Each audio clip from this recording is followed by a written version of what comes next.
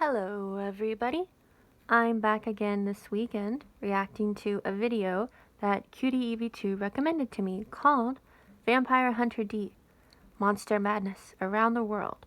So yeah, I don't know if any of you have ever seen Vampire Hunter D before.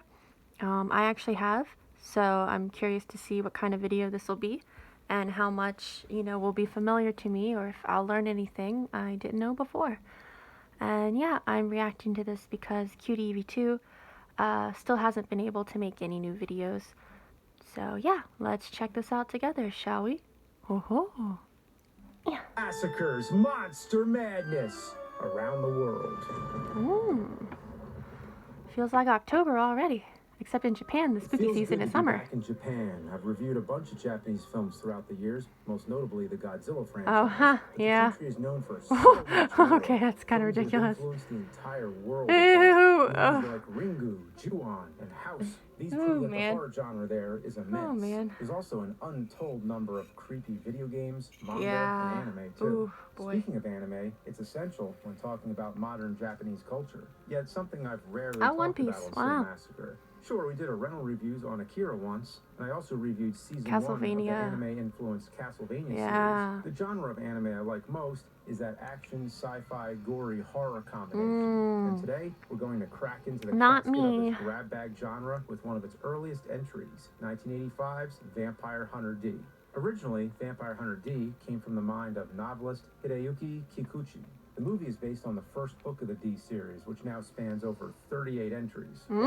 Said earlier, the West has been inspired often by Japanese horror, but this cultural exchange works both ways. Vampire Hunter D is drenched in classic Western horror tropes. Pair that with the East's love of the occult, folk religion, and futuristic mechanical monstrosities, and you get something really special. A cool, neon twist on the played-out vampire lore. Think Castlevania with cybernetics and way more gore. Well, maybe not as much gore as the Castlevania anime series. It takes place in the year 12,090 AD in a post-nuclear war wasteland that's filled with monsters, mayhem, and motherfucking vampires. A girl named Doris is out monster hunting when she accidentally runs into Count Magnus Lee. I assume Lee is a nod to Christopher Lee. Anyway, she has really tasty blood, so the Count decides to marry her to the dismay of his daughter, who wants their bloodline to be pure. Doris isn't happy about this whole vampire thing, so she hires a vampire hunter to help her with her vampire problems. So, simply put, Vampire Hunter D is about a vampire hunter named D.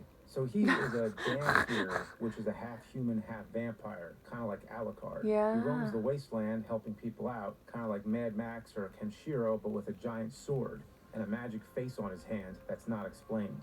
D decides to help out Doris and also her brother Dan. I'm going to call them Triple D, by the way. Triple D goes on some wacky adventures. They fight a town council, some henchmen, snake women, some mutants, and a candle that freezes vampires. And eventually they fight off D's urges to devour Doris. They go back and forth to the Count's castle, and the kidnappings get kind of confusing. The freeze candle eventually works, and the henchman, Regensei, stabs D in the heart, cuts off his hand, and steals Doris, yet again, for the Count. Thankfully, the talking hand reattaches itself and resuscitates D back to health. Why? In the meantime, we find out the Count's daughter isn't actually a pureblood. Regensei brings Doris back to Count Lee, and Count Lee tells Regensei he isn't going to grant him vampire powers, which pisses him off. It's wedding time. Dan tries to crash it and immediately fails. Regensei is still pissed and lights the magic paralysis candle. But Count Lee is too powerful and kills the guy. It's awesome. Count Lee is about to seal the deal with Doris when D busts in at the last second. A really epic fight ensues and ends with Lee being stabbed through the heart. Before dying, Lee realizes D might be the descendant of the original vampire, Dracula. The Count's daughter decides to go down with the ship with him. Triple D has made it out alive, and D rides into the sunset to the next story. Vampire Hunter D was one of the first R-rated anime films, years before Akira. The art from the novels was created by Yoshitaka Amano, whose work you might recognize from Final Fantasy. It's gothic horror in the Wild West. This mashup style is something you could only really pull off as an anime too, especially in '85. As a result, it would open the door for other big-budget anime to be made and allow the medium to break more into the US market. But regardless of how cool it looks, the film can be cheesy at times and kind of boring at others, but these flaws get fixed in the sequel. In 2000, 15 years after the original Vampire Hunter D, Bloodlust came out. Oh, I haven't seen that one. It's based on the third novel in the series. No. Each of the novels, manga, and movies kind of stand on their own. There's a loose order, sure, but you can jump in wherever you want, kind of like Mad Max. Ooh, There's a video game adaptation, but that's mostly based on Bloodlust. I've seen people think the game D is related, but it's a completely different thing. Anyway, okay. I hope one day to see Bloodlust, or any other anime that lots of my friends have been trying to get me into, like Ninja Scroll and Berserk, so we'll see where that all goes. But if Vampire Hunter D is any indication, should be awesome. Alrighty. Yeah, I didn't know there were more.